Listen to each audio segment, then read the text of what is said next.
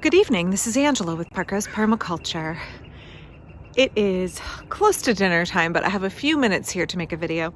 So this is the side yard of my garden here in Portland, Oregon in Zone 8B.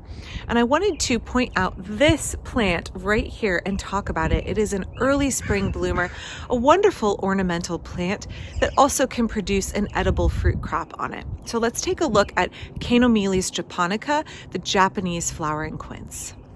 So this is my front yard. We're stepping off of my driveway here and back up a little bit. So I'm standing on the driveway. This is the entrance to the side yard garden. Not much to look at this time of year, but I do have this large tree here, which I have part way pruned. As you can see, I am slow to getting the rest of this taken down.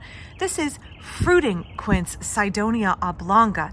It is not closely related to the plant we're going to be talking about today, and is a good illustration of why common names are problematic. This tree here, which will have very soft, pale pink flowers and large yellow fruit, is called a quince.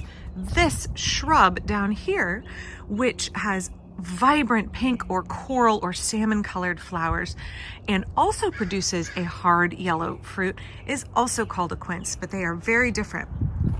So let's take a look at this plant here. This is a plant from Southeast Asia. There are 3 species of Caenomyles, and this one, Caenomyles japonica, has a gazillion cultivars with all kinds of shades of pink, salmon, fuchsia, and coral. And some are almost like a scarlet, but they all definitely have a little bit of peachy, orangey tinge.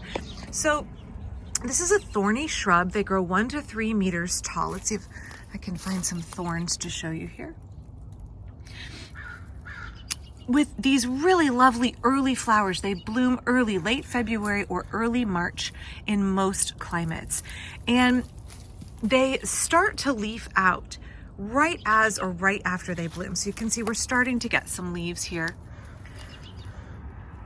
But initially, they're rather bare and have this startling display of blossoms on them. And they're really prized for how lovely they are, what a blast of color they are in the garden in the spring. Highly ornamental plant. Now, later in the year, what you'll get is a hard yellow fruit that can be treated somewhat like a quince, a fruiting quince. Again, problem with common names. So those hard yellow fruit you can roast, you can make jam with them. A lot of people use them as a substitute for a lemonade. They're very sour and very hard. Now, as a shrub, it's going to be best trained as a multi-stemmed plant. I need to come and prune off this downward facing branch in a second, and I'll talk more about that in a moment. I have it planted here in with a clematis. You can see they're both intertwined. They're both planted in the same hole. About the time this quince is done flowering and done being visually interesting, my clematis will be blooming in the same spot. You can see it's just starting to leaf out. And that way I maximize my use of space by having a sequential display of blooms in the garden. So a few quick notes here if you're thinking about cultivating Caenomyles japonica. It is really ideal to train against a fence as a fan. It does very well trained in that shape. The plant just wants to kind of fan out wide, and that makes it really, really nice for keeping the thorns up out of your way. If you train it as a fan against a fence, you're not going to get goosed by this plant as you go by. So for me, I have a few stragglers that are kind of sticking out here that I'm going to be training up against the fence like that. And that way the plant stays contained, and it's not going to be poking anybody, dogs or children, what have you. Now, if you want to root this plant, a couple of things you want to note. So I'm going to cut off a little section here.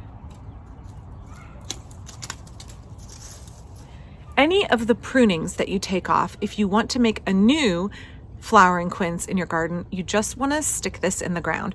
I want to remove any excess amount of foliage at the top, and then you literally just stick it in the ground about 2/3 of the way down. And the rooting, I've had about at least 75% success rooting it that way. No rooting hormone. The cuttings root very easily. You also want to be aware that if you are pruning it, you don't throw the cuttings down where they may accidentally root, because they are prone to do that. So I hope you enjoyed this quick little video about Caenomyles japonica, the Japanese flowering quince. Many, many varieties. I actually don't know the name of this variety because it was gifted to me by a friend as a cutting. And so I'm not sure the name of this variety, but it's just a really nice early spring flowering plant, early bee food, early decoration, early visual interest in the garden that then kind of falls into the background and other things can step forward and take the place of this plant in the garden. So that early burst of color, and then they kind of fall into the back for the rest of the season. And then in the late fall, you may be lucky enough to get some hard yellow fruits that you could make a lemonade substitute. You could roast and enjoy them. Totally edible, totally fine to eat. So I hope you enjoyed this video. I will be back soon with more from spring in my permaculture garden. Thanks.